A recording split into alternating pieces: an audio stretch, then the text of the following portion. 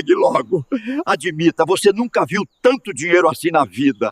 Um presente meu pra você, seu velho inútil. O sol de meio da tarde batia forte no vidro espelhado da agência Crédito Fácil, transformando a fachada moderna em espelho cegante que refletia o movimento apressado do centro de Ribeirão Preto.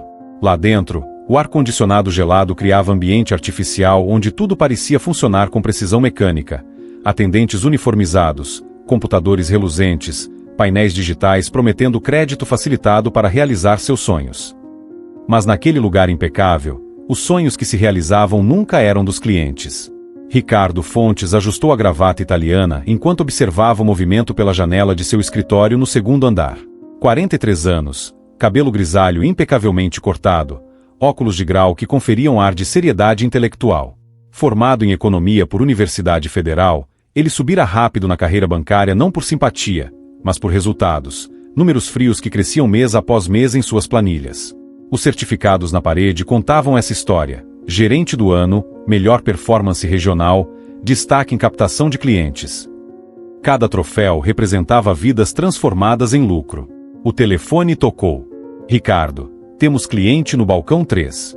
Perfil interessante, disse a voz da atendente com um tom que ele conhecia bem, código interno para vítima perfeita. Ricardo desceu as escadas com passos firmes de quem domina território próprio. No balcão 3, sentado com postura curvada de quem carrega décadas de trabalho braçal, estava seu Antônio. 78 anos. Mãos grossas de pedreiro aposentado. Camisa de botão lavada tantas vezes que as cores tinham desbotado para tons pastéis indefinidos. Ele segurava envelope amarelado com documentos, CPF, comprovante de residência, extrato de aposentadoria. Os olhos, fundos mas ainda brilhantes, revelavam mistura de esperança e desespero que Ricardo reconhecia instantaneamente. Era o olhar de quem precisava tanto de dinheiro que aceitaria qualquer condição. Bom dia, senhor. Me chamo Ricardo Fontes, gerente desta unidade. Entendo que o senhor precisa de um empréstimo, iniciou com um sorriso profissional que não alcançava os olhos. Seu Antônio assentiu, voz embargada. É pela minha neta, doutor. Ela tem problema no coração. Precisa de cirurgia que o SUS não faz. 80 mil reais. É muito dinheiro, eu sei, mas... A voz falhou. O velho limpou o olho com costa da mão calejada. Ricardo não sentiu compaixão. Sentiu oportunidade. Sua mente já calculava. Aposentadoria de R$ 2.800, casa própria quitada que serviria de garantia, idade avançada que dificultava a compreensão de termos técnicos. Perfeito. Senhor Antônio, vim aqui justamente para ajudar pessoas como o senhor. Vou aprovar R$ 100 mil, assim sobra para outras necessidades da família. Taxa competitiva de 13,5% ao mês. Mentira por omissão. Não mencionou juros compostos diários, taxas administrativas escondidas em cláusulas microscópicas, seguros obrigatórios que inflavam o valor real. O idoso piscou, confuso. 13,5. Quanto fica a parcela, doutor? Ricardo digitou números em calculadora com performance ensaiada, parcelas de R$ 1.500. Tranquilo para quem recebe R$ 2.800, não. Seu Antônio fez contas mentais, sobraria R$ 1.300 para viver. Apertado, mas possível. Ele não sabia que cláusula obscura na página 17 do contrato multiplicaria aquele valor em poucos meses. Enquanto Ricardo imprimia o contrato, 23 páginas em fonte tamanho 8, repleto de termos jurídicos incompreensíveis, seu Antônio olhou pela janela da agência. Do lado de fora, vendedores ambulantes empurravam carrinhos sob sol escaldante. Uma mulher carregava sacola de feira pesada. Menino vendia água no farol. Vida real, dura, honesta. Dentro da agência, ar gelado, tapete felpudo, promessas douradas. Dois mundos separados por vidro espelhado. Assine aqui, aqui e aqui. Ricardo apontou com caneta caras linhas marcadas com X vermelho. Seu Antônio pegou a caneta com mão trêmula. Por um segundo hesitou. Aquele papel parecia pesado demais, importante demais.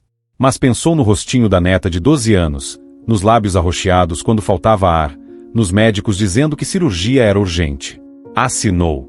Ricardo testemunhou a assinatura com sorriso interno de predador que acabará de fechar mandíbula sobre presa. Mais um contrato aprovado. Mais um bônus garantido. Mais uma vida prestes a desmoronar. Quando seu Antônio saiu da agência segurando o cheque de R$100 mil como se carregasse relíquia sagrada, Ricardo já estava de volta ao escritório digitando o relatório de performance. Na linha Observações, escreveu: cliente de baixa escolaridade, alta vulnerabilidade emocional, garantia real sólida. Previsão de inadimplência controlada em 6 meses com confisco patrimonial lucrativo. Salvou o documento. Fechou o laptop. Serviu o café expresso da máquina importada. Olhou pela janela o velho descendo a rua com passos lentos, ainda sem saber que acabará de assinar não contrato de salvação, mas sentença de destruição. E lá em cima, além das nuvens que começavam a se formar no céu de Ribeirão Preto, algo estava sendo registrado em livro que não era de papel, em tinta que não era de caneta. Cada lágrima que seu Antônio ainda derramaria, cada noite de fome que enfrentaria, cada pedaço de dignidade que perderia, tudo sendo anotado em contabilidade divina onde juros compostos funcionavam ao contrário. Quanto maior exploração na terra, maior dívida no céu. E Maria, mãe de todos os aflitos, já observava aquela agência de vidro espelhado com olhos que vêm através de qualquer fachada, preparando visitação que viraria mundo daquele gerente de cabeça para baixo. 3 semanas depois da assinatura, seu Antônio recebeu o primeiro extrato bancário em casa. Sentou-se na cadeira velha de madeira da cozinha, ajeitou óculos de grau fraco, único luxo que conseguirá comprar em anos, e tentou decifrar aqueles números. A cirurgia da neta tinha sido sucesso absoluto. Ela voltará do hospital com o coração batendo forte, sorriso largo, vida pela frente. Aquilo valia qualquer sacrifício, seu Antônio repetia para si mesmo enquanto olhava números impressos que não faziam sentido. A parcela não era R$1.500. Era 3.200. Ele piscou, passou mão nos olhos achando que estava enxergando errado. Leu de novo. R$3.200. Sua aposentadoria inteira era 2.800. Como pagaria parcela maior que sua renda? Virou páginas procurando explicação e encontrou termos que pareciam escritos em língua estrangeira. Amortização com juros capitalizados diariamente, taxa administrativa proporcional ao saldo devedor, seguro prestamista compulsório indexado. Palavras que dançavam na frente de seus olhos sem formar significado. Helena, filha de seu Antônio, chegou do plantão no hospital ainda vestindo uniforme azul de enfermeira. Encontrou o pai sentado na cozinha com papel na mão e expressão de quem acabará de receber diagnóstico terminal. O que foi, pai? Ele entregou o extrato sem conseguir falar. Helena leu uma vez. Leu 2. Sentiu o sangue gelar. Pai, o senhor assinou isso? Essa taxa? Isso aqui não é legal, não pode ser. Pegou o celular e ligou para a agência. A atendente educada respondeu que todos os termos estavam claramente descritos no contrato e que cliente assinou de própria vontade após ser informado. Mentira técnica. Tipo de engano que tribunal dificilmente pune porque está disfarçado de legalidade. Enquanto seu Antônio enfrentava primeiro mês de pagamento impossível, Ricardo Fontes estava em reunião de gerentes no hotel 5 estrelas da rede bancária. Tela enorme projetava gráficos de performance. Linha verde ascendente mostrando crescimento de portfólio de empréstimos consignados, barra azul indicando aumento de confiscos patrimoniais bem-sucedidos, número dourado revelando bônus distribuídos. Ricardo aparecia em 3º lugar no ranking regional. Fontes, você continua forte na captação de perfil vulnerável. Explique sua estratégia para os colegas, pediu o diretor regional, homem de 50 anos com Rolex de ouro e tom de voz que transformava exploração em mérito. Ricardo levantou-se, ajeitou gravata, e começou palestra que seria cômica se não fosse trágica. Foco em cliente de baixa escolaridade com necessidade emocional urgente. Doença de familiar é gatilho perfeito. Eles assinam qualquer coisa. Uso linguagem técnica intimidadora para dificultar questionamentos.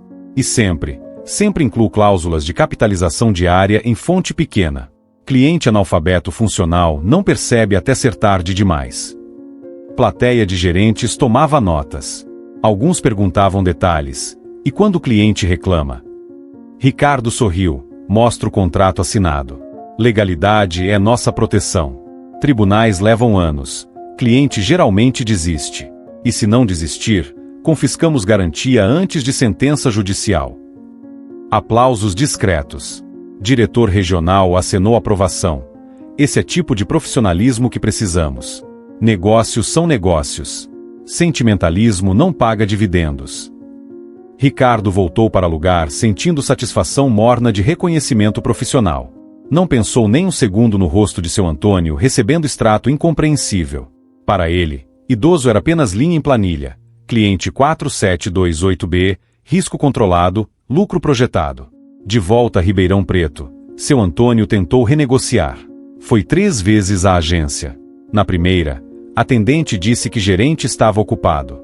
Na segunda, Ricardo recebeu por exatos 5 minutos e repetiu o mantra empresarial: Senhor Antônio, contrato é contrato. O senhor assinou.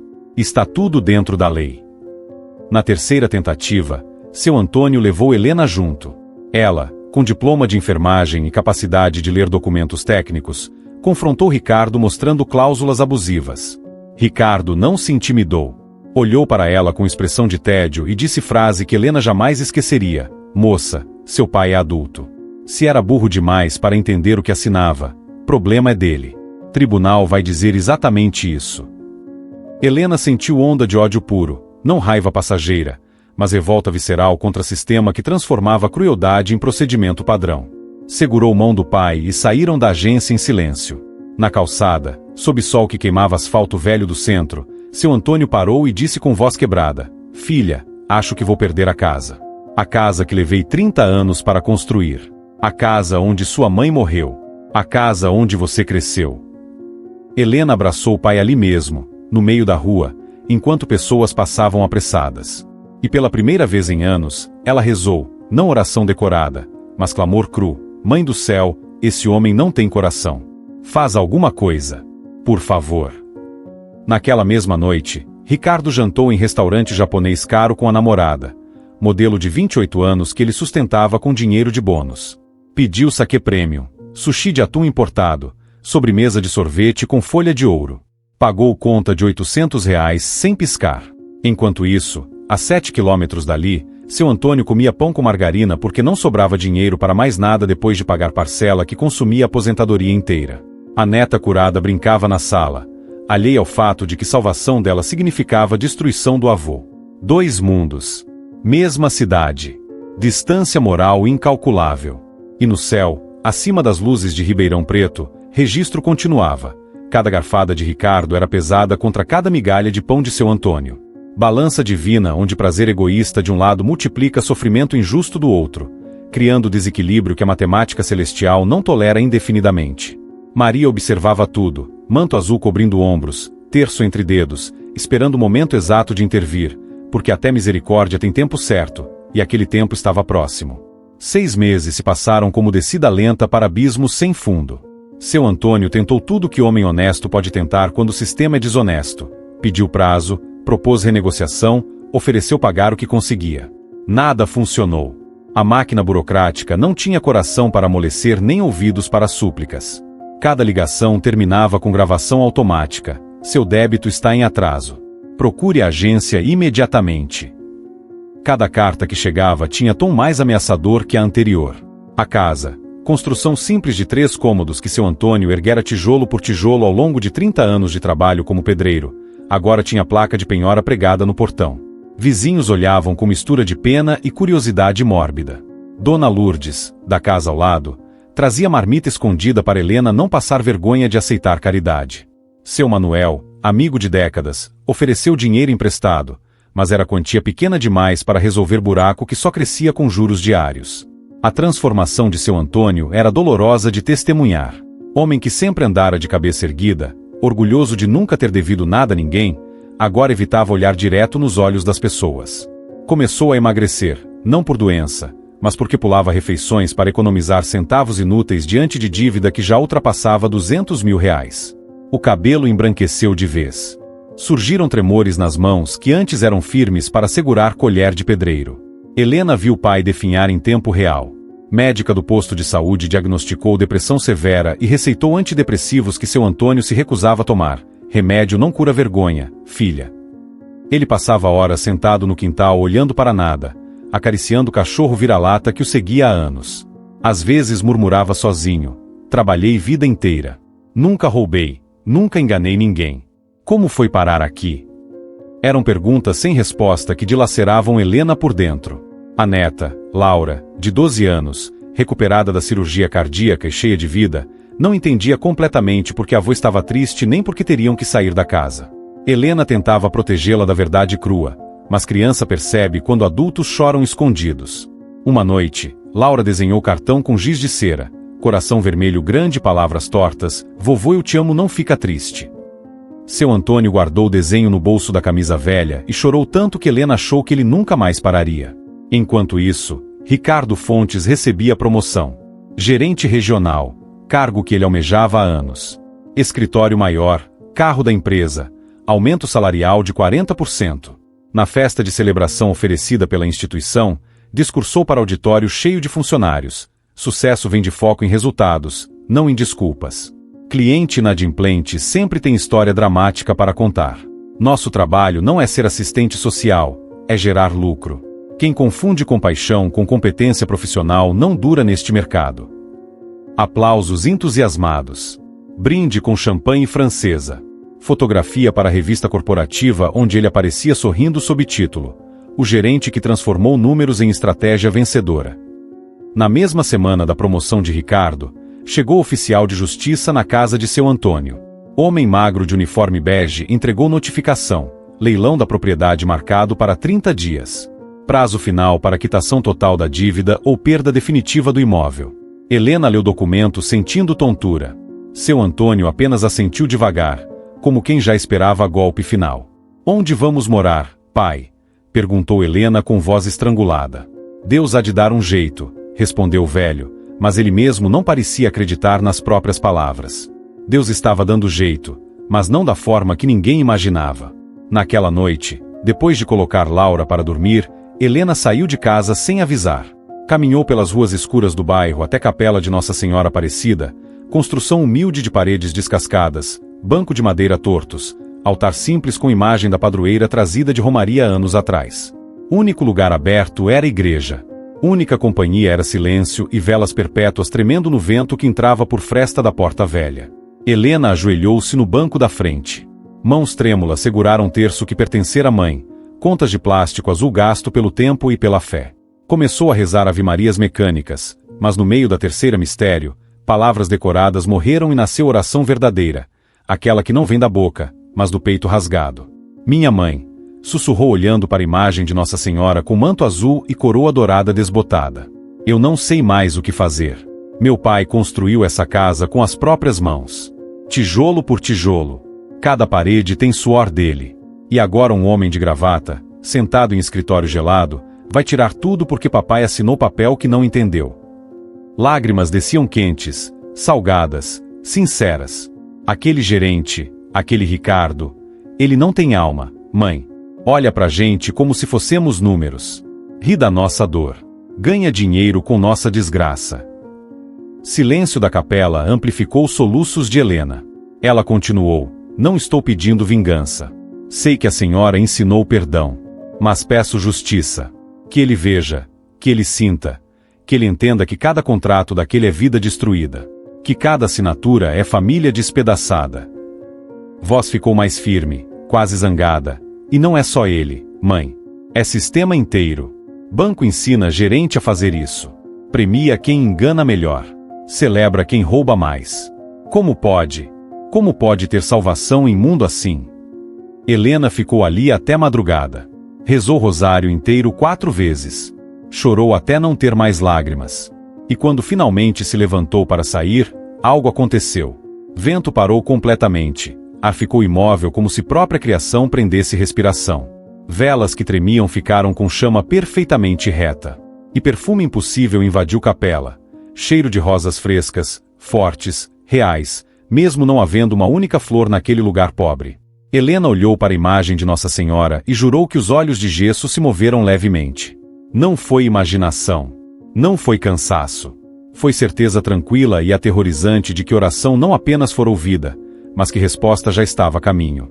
Ela saiu da capela com o coração ainda pesado de dor, mas com algo novo que não sentia há meses. Esperança frágil, quase ridícula, de que céu realmente escuta quando dor é sincera e clamor é justo. Naquela mesma madrugada, Ricardo Fontes dormia em cama king size de apartamento climatizado, sonhando com meta de fim de ano e viagem para a Europa que planejava. Não sabia que em poucas horas, porteiro de seu prédio receberia visitante que mudaria tudo. Não sabia que aquela que ouve orações de mães e filhas aflitas já estava descendo do céu disfarçada, preparando encontro que viraria sua vida de cabeça para baixo. Porque quando exploração atinge limite que provoca lágrimas sinceras em capela vazia, Maria deixa trono celestial e desce as ruas, não com trovões e terremotos, mas como velha pobre de bengala torta. E ai daquele que não reconhece rainha disfarçada de mendiga. Amanheceu chuvoso em Ribeirão Preto. Tipo de chuva fina e persistente que deixa ruas vazias e transforma a cidade em cenário cinzento de melancolia. Helena voltou para casa depois da vigília na capela com roupas úmidas e olhos inchados. Encontrou o pai já acordado, sentado na cozinha com xícara de café frio entre as mãos, olhando para a parede descascada como se procurasse resposta que não estava ali. Pai, o senhor dormiu? Perguntou Helena, embora já soubesse a resposta. Seu Antônio balançou cabeça negativamente. Insônia era companheira constante desde que dívida começara a crescer. Filha, estava pensando, talvez seja melhor eu ir embora. Vocês ficariam bem sem mim. Sou só peso. Vó saiu sem emoção, cansada demais até para desespero. Helena sentiu gelo na espinha. Reconheceu o tom perigoso de quem está considerando desistir de viver. Ela se ajoelhou na frente do pai, segurou aquelas mãos calejadas de décadas de trabalho braçal. Pai, o senhor não vai a lugar nenhum. Vamos sair dessa juntos. Eu prometo. Mas promessa soava oca até para ela mesma. Como sairiam de dívida de R$200 mil que só crescia? Como enfrentariam um sistema que transformava exploração em procedimento legal? Perguntas sem resposta pairavam no ar úmido da cozinha pobre. Laura apareceu na porta do quarto com pijama de flanela surrado, esfregando olhos com sono. Vovô, por que você está triste de novo? Criança tinha percepção afiada que adultos subestimam. Seu Antônio forçou sorriso que não convenceu ninguém. Vovô não está triste, princesa. Só cansado. Laura veio e abraçou o pescoço dele com força de quem intuitivamente sabe que precisa segurar forte para não perder. Eu pedi para Deus cuidar do senhor, disse com inocência de 12 anos. Deus escuta a criança, vovô. Professora de catequese falou. Aquelas palavras simples racharam algo dentro de Helena. Fé de criança. Oração pura. Confiança que adultos perdem quando o mundo mostra sua crueldade. Ela se levantou e foi até a gaveta velha da comoda onde guardava poucas relíquias da mãe. Terço, santinho de Nossa Senhora Aparecida, medalhinha de batizado. Pegou tudo e voltou para a cozinha. Vamos rezar juntos. Agora. Os três. Não era sugestão, era ordem.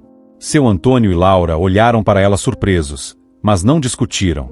Sentaram-se no chão frio da cozinha, não havia tapete, nem conforto, nem nada além de cimento áspero, e deram as mãos formando o círculo pequeno de família quebrada mas ainda unida. Helena começou, Mãe do céu, Nossa Senhora Aparecida, estamos aqui pedindo ajuda. Não temos para onde ir. Não temos como pagar dívida que não entendemos. Não temos forças para lutar contra o sistema que nos esmaga. Voz dela tremeu, mas continuou, mas confiamos na Senhora. Porque a Senhora conhece dor de mãe. Conhece sofrimento de quem vê filho sofrer injustiça. E meu pai é homem bom que está sendo destruído por maldade legalizada.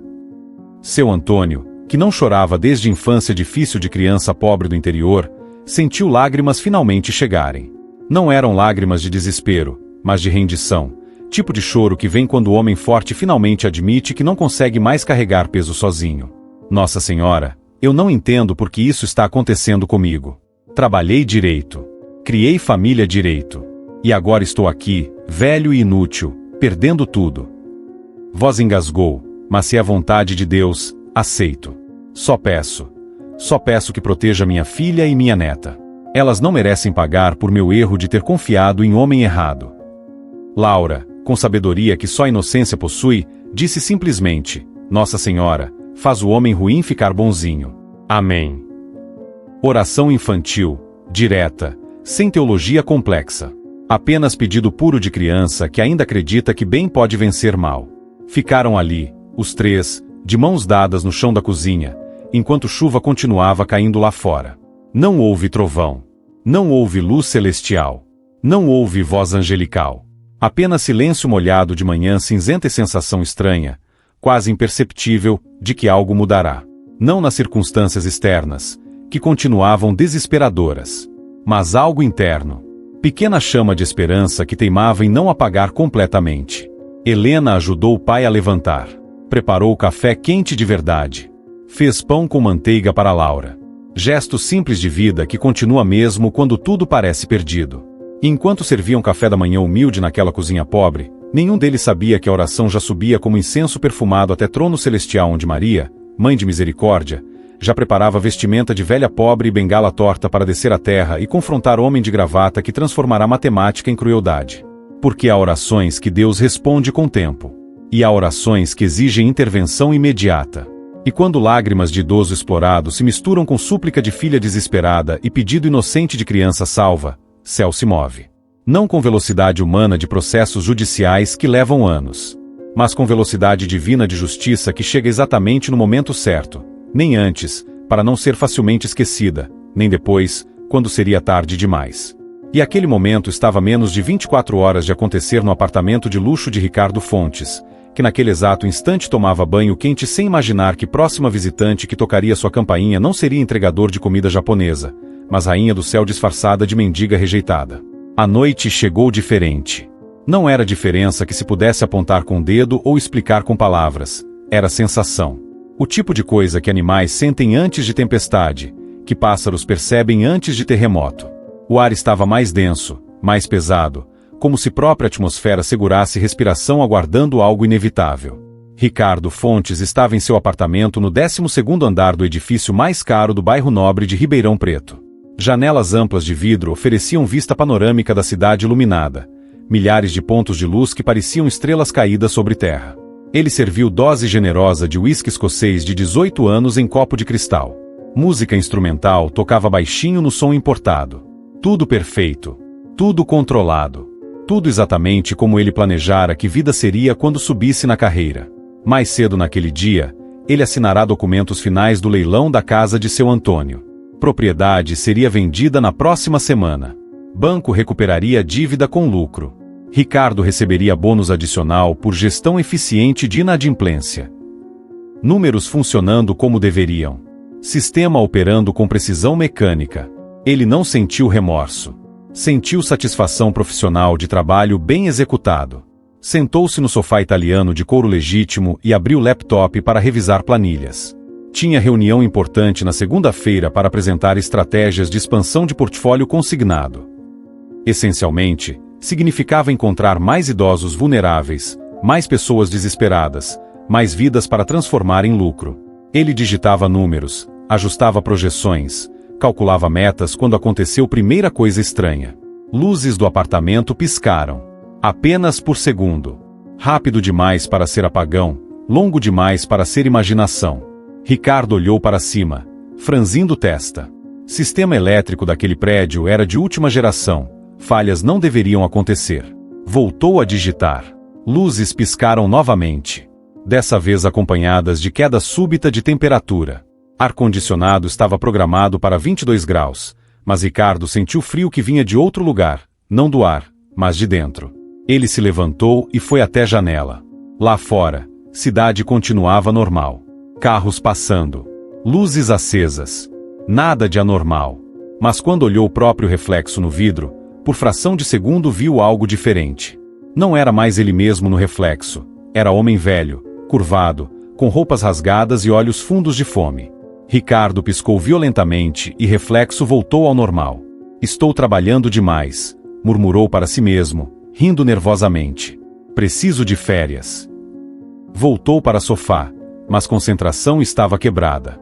Olhou para relógio de parede, 11h40 da noite. Cedo ainda, mas cansaço estranho dominava. Tipo de exaustão que não vem de esforço físico, mas de peso invisível sobre ombros. Fechou o laptop e decidiu dormir cedo. Foi ao banheiro escovar dentes. Água da torneira saiu gelada demais, quase congelante. Espelho sobre pia estava embaçado mesmo sem vapor de chuveiro quente. Ricardo passou mão limpando o vidro e congelou. Por um instante, brevíssimo, mas inequívoco, viu no espelho não seu rosto, mas rosto de seu Antônio. Olhos do velho o encaravam com tristeza profunda, acusadora, silenciosa. Ricardo recuou, tropeçou na lixeira, quase caiu. Quando olhou novamente, espelho mostrava apenas ele mesmo, pálido e assustado. Que diabos está acontecendo? Sussurrou para próprio reflexo. Coração batia acelerado. Mãos tremiam. Ele saiu do banheiro apressadamente e foi para o quarto, acendendo todas as luzes no caminho. Deitou-se na cama king size sem tirar roupa, cobrindo-se até pescoço como criança com medo do escuro. Silêncio do apartamento era opressivo. Normalmente ele ouvia sons urbanos, carros distantes, buzinas ocasionais, barulho abafado de vizinhos. Mas naquela noite, nada. Silêncio absoluto. Como se prédio inteiro tivesse sido removido da cidade e colocado em vácuo. Ricardo fechou olhos tentando forçar sono, mas cada vez que pálpebras desciam, via rostos. Dezenas deles. Todos os idosos que ele explorara ao longo dos anos. Seu Antônio. Dona Marta. Seu José. Dona Clara. Rosto surgindo em sequência rápida como slideshow macabro de consciência que ele achava não possuir. Abriu olhos subitamente, respirando pesado.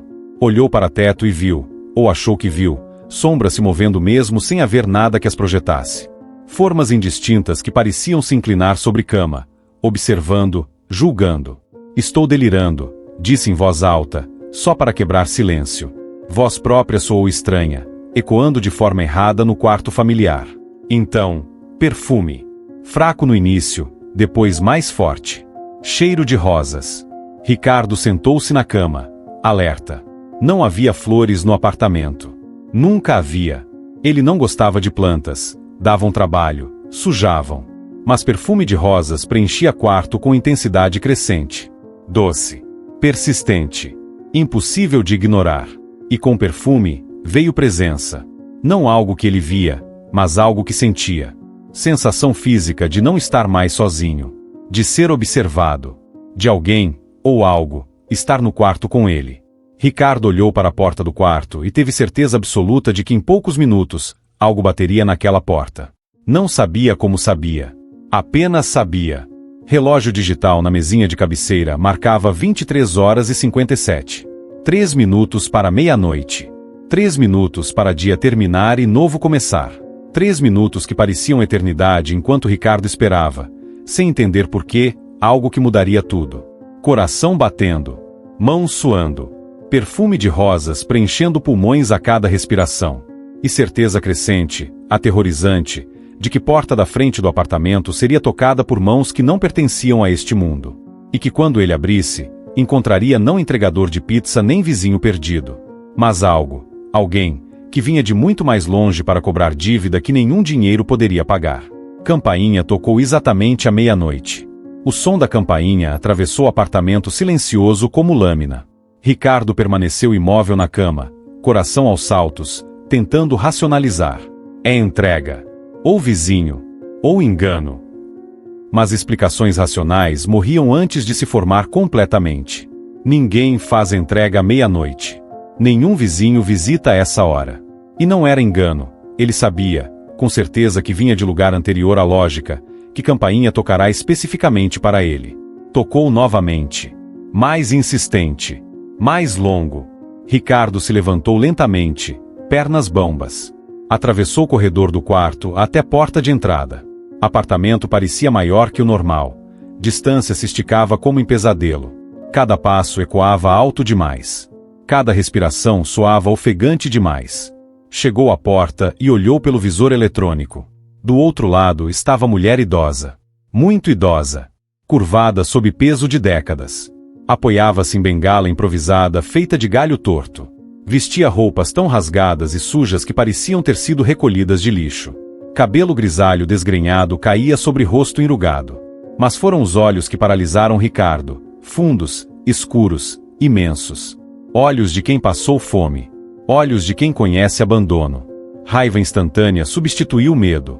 Como aquela mendiga subiu até 12º andar? Onde estava a segurança do prédio?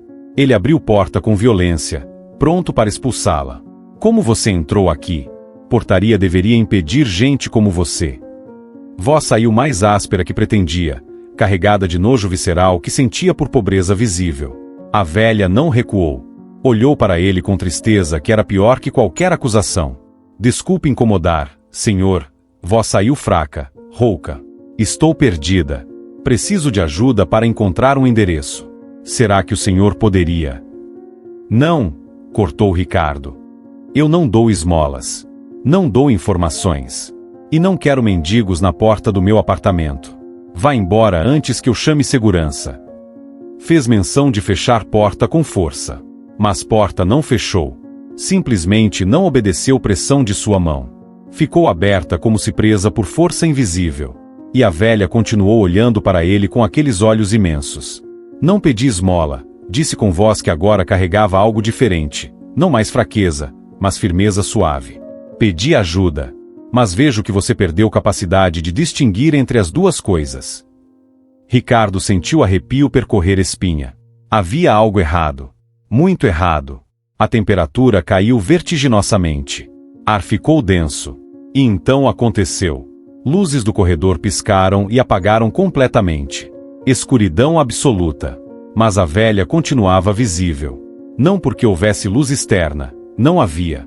Mas porque ela mesma irradiava a luz. Suave. Prateada. Impossível. A bengala torta em sua mão começou a brilhar, transformando-se em cetro delicado de prata e ouro. Roupas esfarrapadas mudaram diante dos olhos de Ricardo. Tecido rasgado virou manto azul celeste bordado com estrelas. Branco imaculado cobriu ombros. Coroa de 12 estrelas materializou-se sobre cabelo que não era mais desgrenhado, mas organizado sob véu translúcido. E o rosto? O rosto mudou. Rugas não desapareceram. Ela ainda tinha aparência de quem viveu muito. Mas eram rugas de sabedoria, não de miséria. Olhos fundos de fome tornaram-se olhos profundos de compaixão infinita. E naquele rosto, Ricardo reconheceu feições que vira milhares de vezes em imagens, estátuas, pinturas. Nossa Senhora, Virgem Maria, Mãe de Deus, de pé no corredor do seu apartamento de luxo, olhando para ele com mistura de tristeza e determinação. Ricardo caiu de joelhos. Não por devoção, mas porque pernas simplesmente cederam. Terror puro dominava, não medo de violência física, mas pavor metafísico de estar diante de algo infinitamente maior que compreensão humana. Não, não é possível, gaguejou. Muito possível, Ricardo. Voz de Maria soou diferente agora, não mais voz de velha fraca, mas voz que carregava séculos de orações ouvidas, lágrimas consoladas, injustiças presenciadas. Ela entrou no apartamento, não andou, simplesmente estava fora e depois estava dentro. Porta fechou-se sozinha atrás dela. Maria olhou ao redor do apartamento de luxo com expressão que não era inveja nem admiração, mas tristeza profunda. Sofá italiano. Quadros caros. Tecnologia importada. Whisky de centenas de reais. Tudo comprado com lágrimas de idosos que confiaram em você. Ela se aproximou. Ricardo tentou recuar, mas estava paralisado. Você tirou de seu Antônio até o último centavo, Ricardo. Transformou o contrato em instrumento de tortura. Lei em arma contra vulneráveis. Talento matemático em máquina de destruição. Ela estendeu mãos. Mãos que seguraram Cristo bebê, que acompanharam crucificação, que rezaram por humanidade durante milênios, e naquelas mãos apareceram papéis. Contratos. Todos os empréstimos fraudulentos que Ricardo aprovara. Pilha espessa de documentos que representavam vidas destruídas. Cada aposentadoria confiscada, continuou Maria, voz agora com peso de julgamento divino. Cada casa roubada, cada lágrima derramada por avós desesperados. Tudo registrado nos céus como dívida que juros compostos da justiça divina multiplicam diariamente. Ricardo quis falar, defender-se, explicar que apenas seguia regras do sistema. Mas voz não saía. Garganta estava fechada. E no fundo, ele sabia que não havia defesa possível diante daquela que vê corações. Maria se ajoelhou ao lado dele, gesto de humildade impossível vindo de rainha do céu. Colocou mão sobre a cabeça dele, e toque queimou como ferro em brasa e consolou como abraço materno ao mesmo tempo. Venha, disse suavemente. Venha ver verdadeiro custo dos seus negócios. Venha ver o que significa ser explorado por quem tem poder sobre você. Venha aprender que no reino de Deus, credores impiedosos são devedores eternos. Apartamento desapareceu. Chão de mármore importado, paredes brancas, vista panorâmica, tudo dissolveu-se como fumaça. E Ricardo foi puxado para outra realidade. Não sonho, não visão, mas experiência visceral, tangível, real. Ele estava prestes a viver cada segundo de sofrimento que causará. E Maria, com compaixão terrível de mãe que precisa ensinar filho através de dor, guiaria cada passo daquela jornada pelo inferno que ele mesmo construíra para outros. O apartamento de luxo desapareceu completamente. Ricardo piscou e estava em lugar diferente, não teleportado como em filme de ficção científica, mas transformado. Ele estava no barraco. O barraco onde seu Antônio agora vivia depois de perder a casa. Tábuas velhas formavam paredes cheias de frestas por onde vento frio entrava. Chão de cimento áspero e irregular machucava pés descalços. Teto de telhas velhas deixava pingar água da chuva em balde de plástico rachado que produzia som metálico e monótono. Plim, plim, plim. Mas o pior não era ambiente físico. O pior era que Ricardo não estava observando de fora. Ele estava dentro. Dentro do corpo, da mente, da experiência de seu Antônio. Sentiu fome, não fome de quem pulou refeição, mas fome de 3 dias comendo apenas pão velho e água. Estômago contraía dolorosamente. Boca seca. Tontura ao levantar. E a vergonha. Deus do céu, a vergonha era pior que fome. Ricardo, na pele de seu Antônio, olhou pela fresta da parede e viu vizinhos passando. Dona Lourdes desviava o olhar com piedade desconfortável. Seu Manuel acenava com tristeza que parecia dizer: sinto muito, amigo, mas não posso ajudar. Cada olhar era lâmina. Cada gesto de pena era humilhação. Homem que trabalhará dignamente por 5 décadas, que erguera casas com próprias mãos, que criará filho honestamente, agora era o velho que perdeu tudo. Reduzido à história de advertência que mães contavam para filhos: estude, senão acaba como seu Antônio. A dor não era apenas física ou social. Era existencial. Ricardo sentiu, realmente sentiu, o que significa ter dignidade arrancada. Não por preguiça, não por vício, não por irresponsabilidade, mas por confiar em homem de gravata que falava bonito e escondia armadilha em letras miúdas. A injustiça queimava mais que fome. Então cena mudou. Maria estava ao lado dele, manto azul brilhando suavemente na escuridão do barraco. Sente, Ricardo, sente o que você fez. Ele quis gritar que sim, que entendia, que já era suficiente. Mas ela balançou cabeça. Isso é apenas o começo. Você destruiu dezenas de vidas. Precisa ver todas elas. Barraco dissolveu-se. Ricardo estava agora em quarto de hospital. Cheiro de desinfetante. Bip ritmado de monitor cardíaco. E na cama, Dona Marta, senhora de 81 anos, tendo infarto fulminante. Médicos ao redor gritando comandos técnicos. Pressão caindo. Prepara desfibrilador. Dona Marta, fica com a gente. Mas ela não estava consciente dos médicos. Estava presa em loop mental que Ricardo podia ouvir como se fossem pensamentos próprios. A casa. Perdi a casa.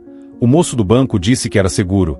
Como vou contar para meus filhos? Trabalhei tanto.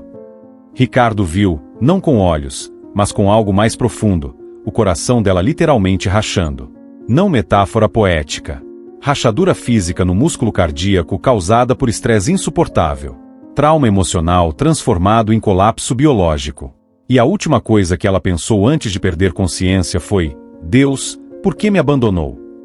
A dor daquela pergunta atravessou Ricardo como lança. Ele sentiu o infarto. Sentiu o peito se fechando. Ar não entrando. Pânico absoluto de estar morrendo sem entender porquê.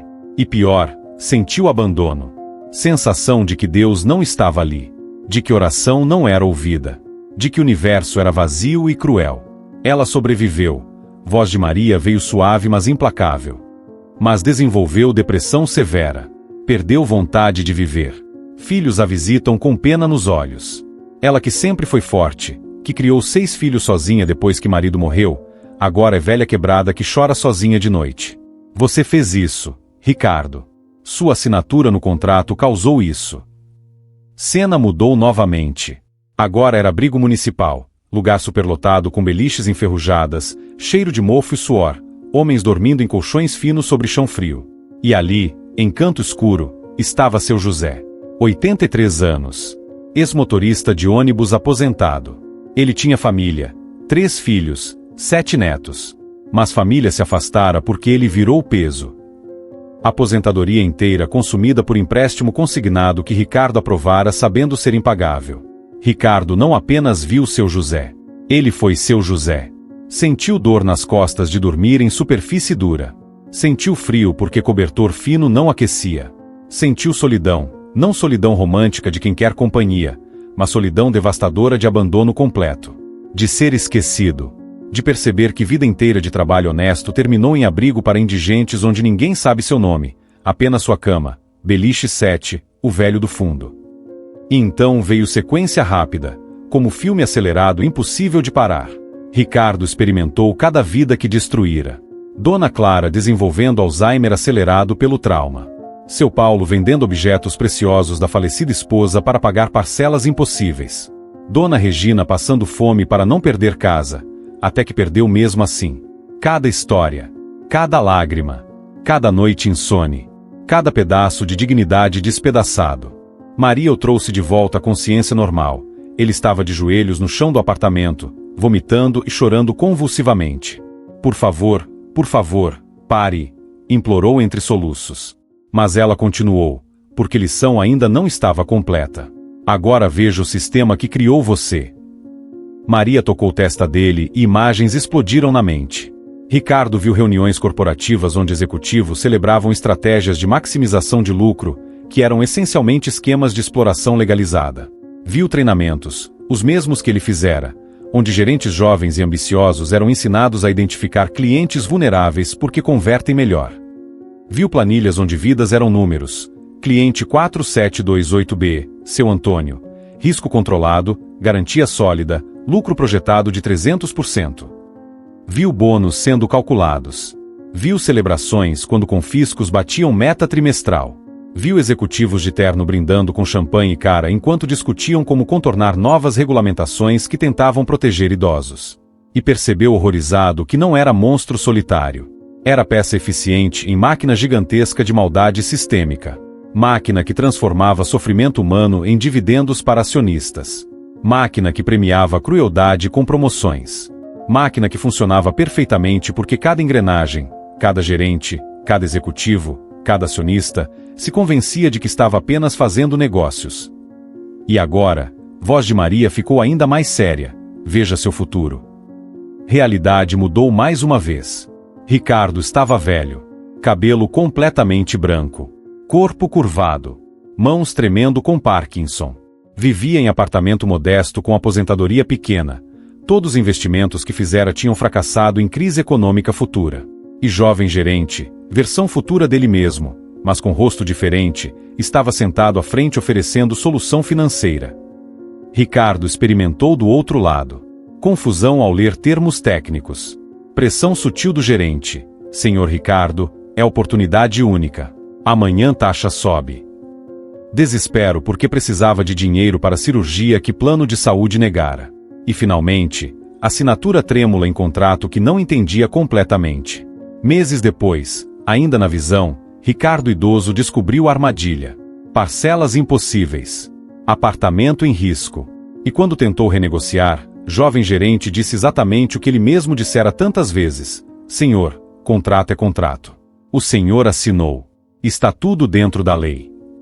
E Ricardo sentiu, visceralmente, horrorosamente, o que significava ser descartável. Ser número. Ser inconveniente que atrapalhava a meta trimestral. Visão terminou com cena final. Ricardo estava diante de Cristo. Não Cristo doce de pinturas renascentistas, mas Cristo de olhos que viam tudo. Ao lado dele, balança divina. De um lado, todos os contratos fraudulentos que Ricardo aprovara, pilha tão alta que tocava a céu. Do outro, casa simples de seu Antônio, confiscada injustamente. Balança pendia devastadoramente para lado dos contratos. Jesus falou, e voz não era raivosa, mas infinitamente triste. Quando exploraste o idoso que não entendia contratos, foi a meu próprio pai que exploraste, porque José também era carpinteiro humilde que não dominava leis complexas dos poderosos.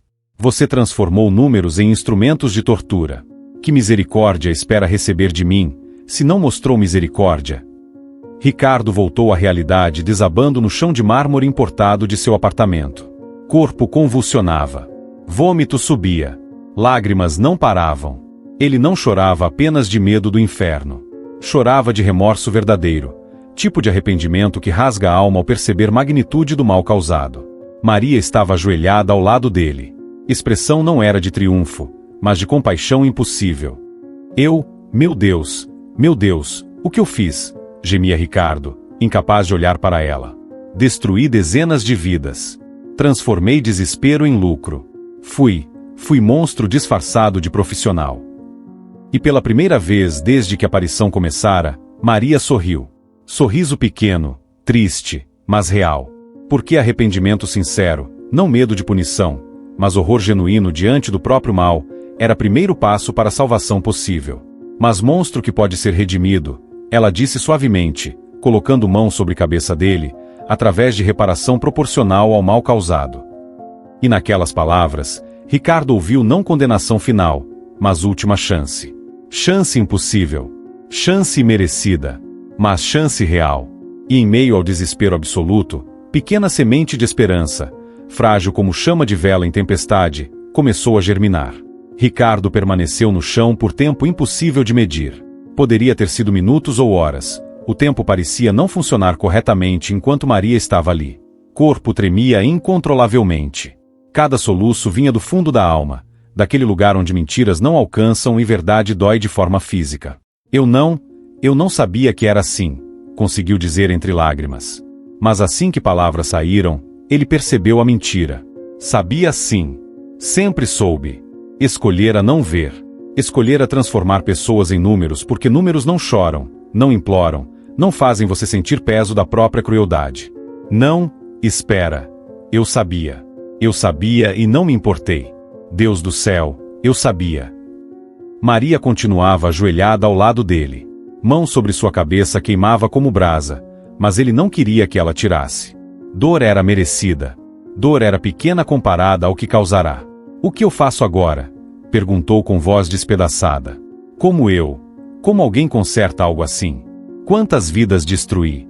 10? 20? 50? 63. Respondeu Maria com precisão que cortou como lâmina. 63 idosos ao longo de 7 anos. Alguns perderam casas. Outros perderam saúde. 3 morreram, não diretamente por sua mão, mas por estresse e desespero que você causou. 63 filhos de Deus que confiaram em você e foram traídos. O número era concreto demais. Real demais. Ricardo viu rostos, não apenas os que Maria mostrará nas visões, mas todos os outros.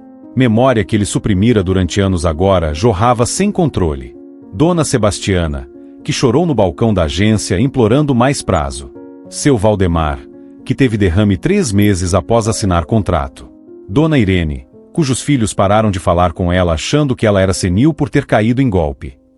Cada rosto, cada nome, cada história. Não tem conserto, disse Ricardo, voz saindo sem força. Não tem como desfazer. Alguns já morreram. Outros nunca vão me perdoar. E nem deveriam. Eu mereço ir para o inferno por isso. Não era drama adolescente. Era aceitação fria de justiça merecida. Maria finalmente tirou mão da cabeça dele. Ricardo sentiu a ausência do toque como perda física.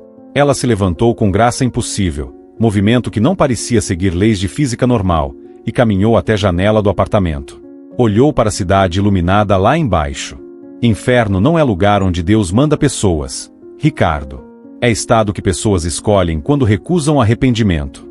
Mas você está arrependido. Verdadeiramente arrependido. E isso significa que salvação ainda é possível. Ela virou-se para ele, manto azul brilhando suavemente na penumbra do apartamento. Mas salvação tem preço. Não preço de dinheiro. Dinheiro não compra graça. Preço de reparação. Você tem conhecimento financeiro. Tem acesso a sistema. Tem posição de influência. Use tudo isso não mais para destruir, mas para reconstruir. Ricardo levantou-se com dificuldade. Pernas bambas. Visão turva de tanto chorar.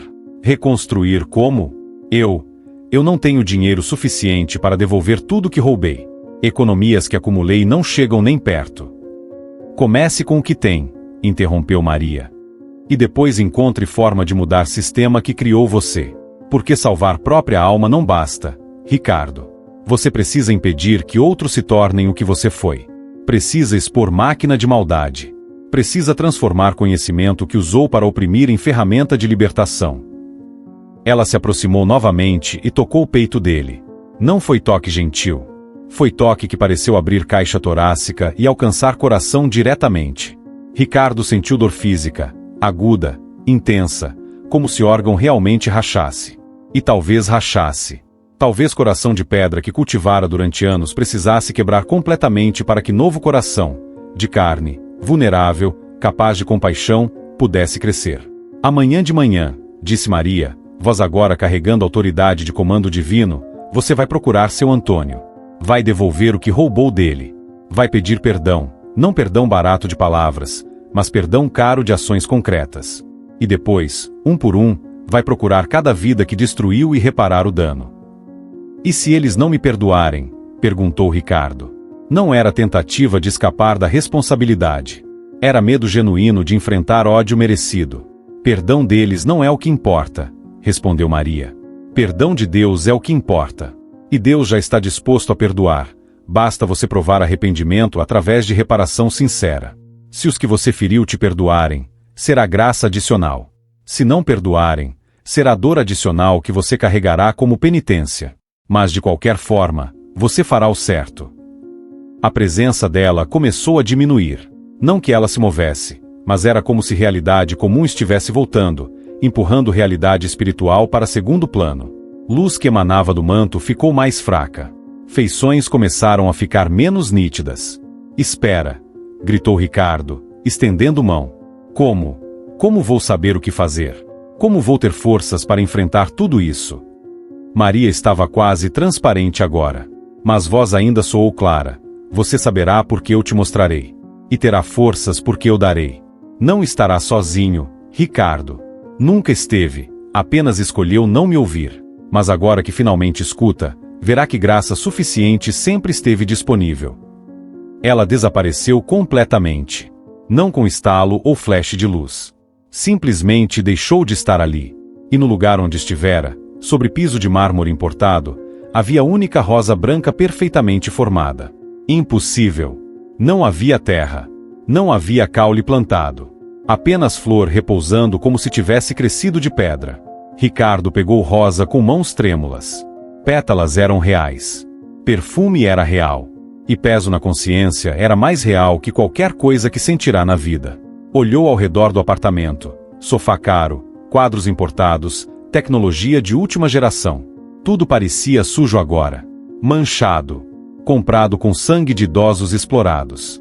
Ele caminhou até espelho da entrada. Olhou o próprio reflexo. Rosto pálido. Olhos vermelhos e inchados. Cabelo desgrenhado. Mas não era a aparência física que chamava atenção. Era algo nos olhos. Algo quebrado. Algo morto que começava, talvez, a ressuscitar. Amanhã, disse para próprio reflexo. Amanhã eu começo a consertar. Não era promessa grandiosa cheia de convicção heroica. Era decisão simples, assustadora, de homem que finalmente enxergou monstruosidade própria e escolheu, contra todo instinto de autopreservação, tentar ser diferente. Aquela noite, Ricardo não dormiu. Sentou-se no chão da sala segurando rosa branca, e pela primeira vez em décadas, rezou. Não oração decorada de catecismo de infância, mas palavras tropeçadas, sinceras, de quem não sabe bem como falar com Deus mas precisa tentar. Eu não mereço perdão. Sei disso. Mas vou tentar consertar. Me ajuda, por favor. Porque sozinho eu não consigo. E quando o primeiro raio de sol atravessou janela às 6 da manhã, Ricardo Fontes, ex-predador financeiro, explorador de vulneráveis, homem que transformará números em armas, levantou-se do chão. Tirou o terno caro. Vestiu roupa simples. Pegou maleta onde guardava documentos importantes e encheu com dinheiro, todas as economias que tinha em casa. Pegou chaves do carro. E saiu do apartamento de luxo pela última vez como o homem que era. Porque quando voltasse, se voltasse, seria pessoa diferente. Não melhor instantaneamente. Não santificada magicamente. Mas quebrada o suficiente para que luz entrasse pelas rachaduras. E às vezes, é exatamente assim que salvação começa. O barraco onde seu Antônio vivia ficava em bairro afastado do centro, lugar que Ricardo jamais visitará, exceto talvez de carro com vidros fechados e portas travadas. Ele estacionou o Fusca velho que pegara emprestado de zelador do prédio, não quis usar carro importado, parecia insulto, e caminhou por ruas de terra batida. Crianças descalças jogavam bola com lata amassada. Mulheres lavavam roupa em tanques improvisados. Homens saíam cedo para trabalhos braçais. Era 7 da manhã de sábado. Ricardo parou na frente do barraco. Identificou pelo número que procurara em registros antigos. Construção precária de madeira velha e lona azul fazendo vez de parte do teto. Porta era cortina de tecido surrado. Ele respirou fundo, segurando maleta pesada, e bateu na trave de madeira que servia de batente. Já vai. Voz rouca de dentro. Cortina se abriu e seu Antônio apareceu. Cabelo desgrenhado de quem acabou de acordar. Camisa branca amarelada. Pés descalços. Quando viu quem era, corpo inteiro enrijeceu. Olhos, antes cansados, encheram-se de mistura de raiva e medo. O que você quer aqui? Ricardo quase não conseguiu falar. Garganta fechada. Ver seu Antônio assim, não como linha em planilha, mas como homem real vivendo em miséria que ele causará, era pior que todas as visões que Maria mostrará. Seu Antônio, eu vim pedir perdão. Palavras saíram fracas, inadequadas. Perdão, voz do velho subiu perigosamente. Você tira tudo de mim, bota eu e minha família na rua, e vem pedir perdão. Mãos tremiam, não de velhice, mas de raiva contida. Sai daqui. Sai antes que eu esqueça que sou homem de bem e faça algo que vou me arrepender. Eu mereço sua raiva, disse Ricardo rapidamente, antes que coragem o abandonasse. Mereço mais que isso. Mas vim trazer, vim devolver. Abriu maleta mostrando o interior. Estava cheia de dinheiro. Maços de notas de R$100 cuidadosamente organizados. R$100.000, o valor original do empréstimo. Mais 200 mil de compensação pelo que fiz o senhor passar. E isso. Tirou o envelope grosso e estendeu. Seu Antônio não pegou. Apenas olhou com desconfiança. O que é? Escritura da sua casa. Comprei no leilão usando dinheiro próprio. Está quitada em seu nome novamente. Sem dívida. Sem hipoteca. Completamente livre. Silêncio absoluto. Seu Antônio piscou. Olhou para dinheiro. Para envelope. Para rosto de Ricardo. Procurando pegadinha. Procurando armadilha. Isso é algum truque? Algum jeito de me ferrar de novo? Não é truque. Ricardo sentiu lágrimas chegarem novamente. É, mínimo do que devo ao Senhor. Não paga sofrimento. Não apago o que fiz. Mas é começo de tentar consertar. Helena apareceu atrás do pai, segurando faca de cozinha como arma improvisada. Quando viu Ricardo, olhos estreitaram com ódio puro. Você tem coragem de aparecer aqui? Helena, eu sei que... Começou Ricardo. Você não sabe nada. Ela interrompeu. Você não viu meu pai tentando se matar porque não aguentava mais vergonha. Não viu minha filha perguntando por que vovô chora toda noite. Você destruiu minha família. Eu sei. Ricardo abaixou cabeça. E nada que eu faça vai apagar isso.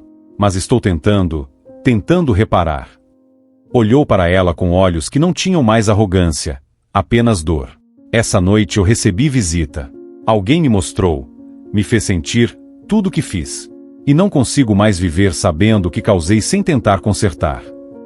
Seu Antônio finalmente pegou o envelope com mãos trêmulas. Abriu. Tirou documentos. Leu devagar, com dificuldade de quem não tem muita escolaridade. Virou páginas.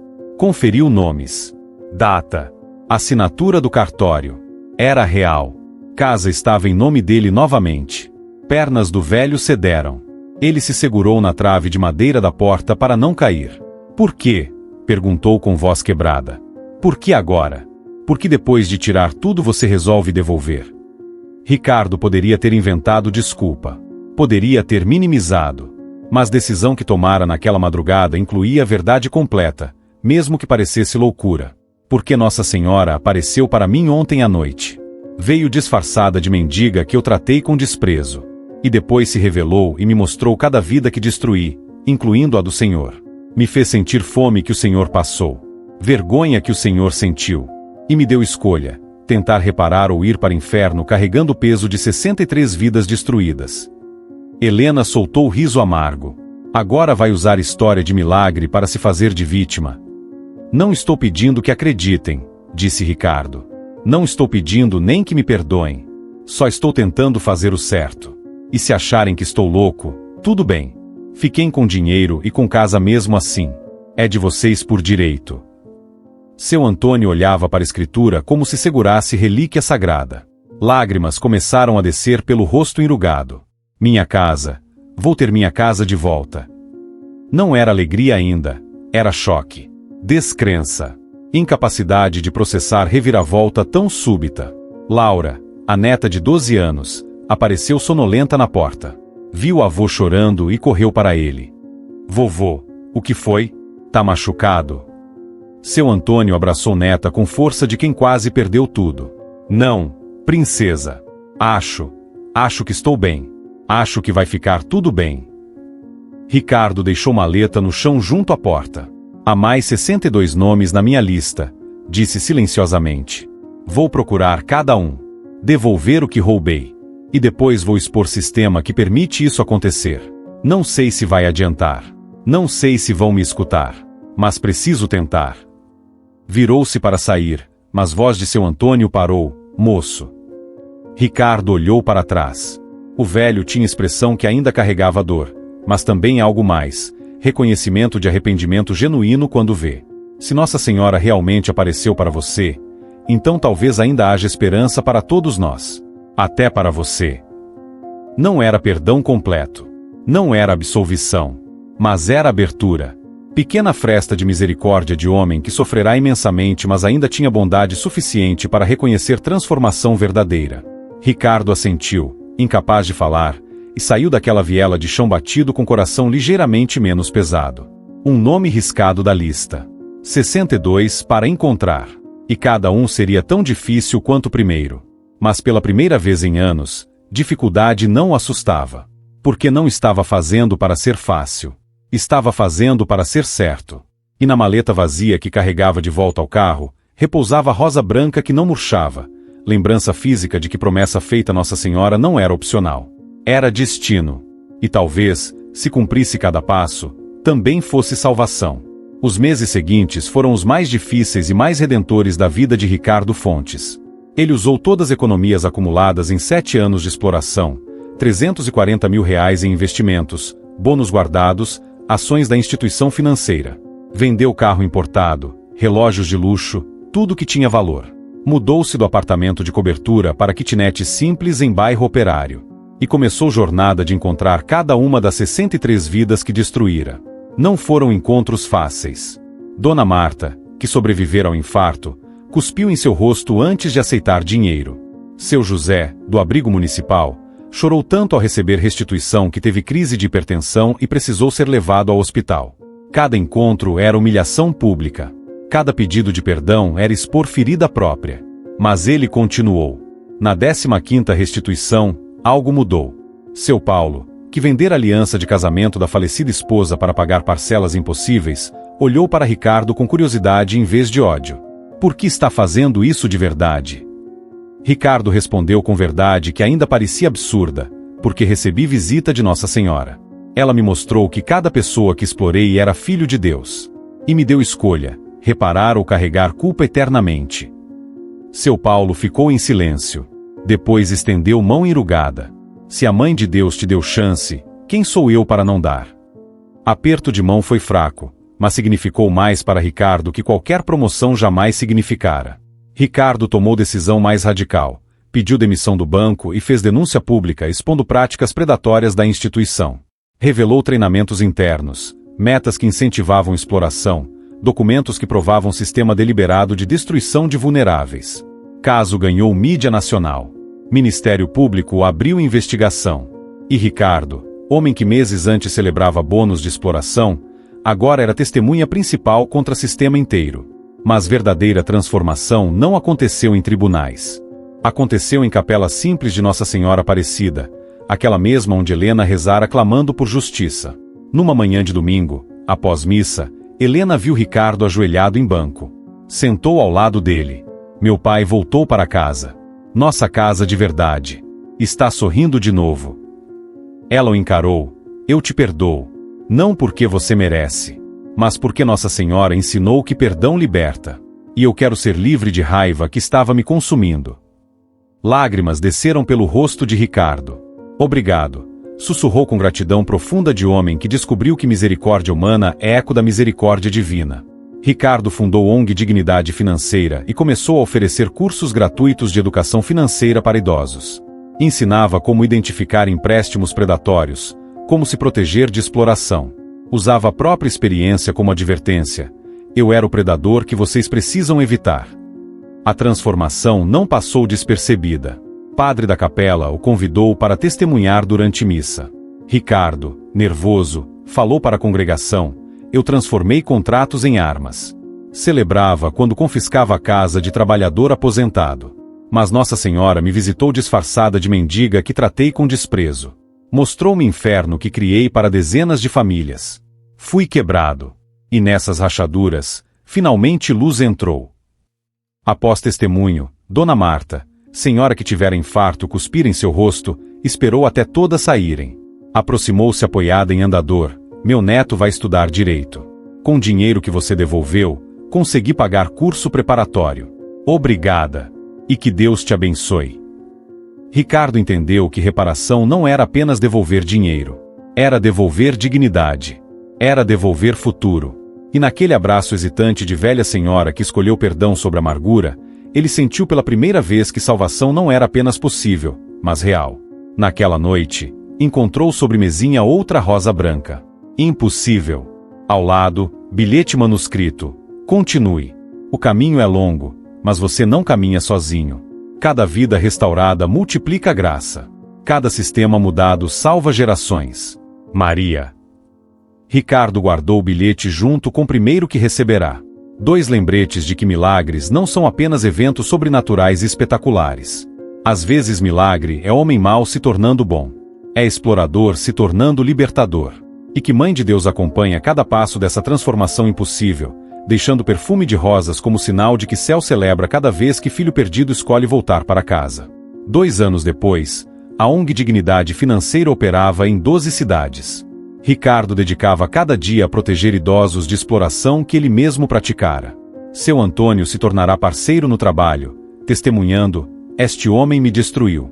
Mas Nossa Senhora transformou o predador em protetor. Se Deus pode mudar alguém assim, pode mudar qualquer um. A denúncia de Ricardo resultou em novas leis. Bancos foram obrigados a usar linguagem simples em contratos. Idosos ganharam proteção legal especial. Juros abusivos foram limitados. Não era a solução completa, mas era avanço real que protegeria milhares. Ricardo nunca mais viu Nossa Senhora com glória celestial daquela noite. Mas sentia a presença dela constantemente. Perfume de rosas quando enfrentava decisão difícil, paz inexplicável quando o desespero ameaçava voltar, e rosas brancas que apareciam em lugares impossíveis. Numa tarde de dezembro, na capela de Nossa Senhora Aparecida, Ricardo rezou: Mãe, obrigado por não ter desistido de mim quando eu era monstro.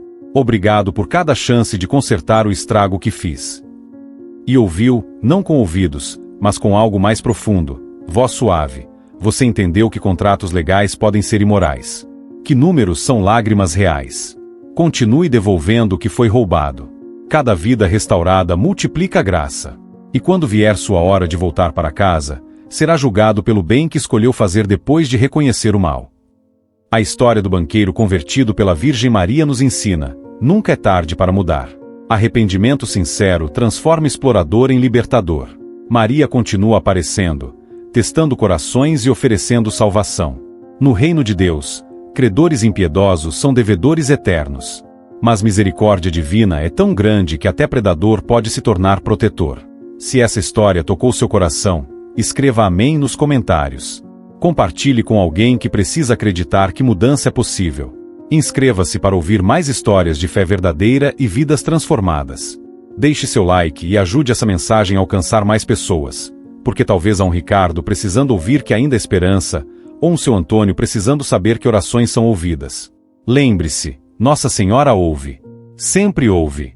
E quando resposta vem, o perfume de rosas permanece como testemunho de que amor de mãe é mais forte que qualquer maldade, mais profundo que qualquer culpa, e mais persistente que qualquer desespero. Amém. Rosa.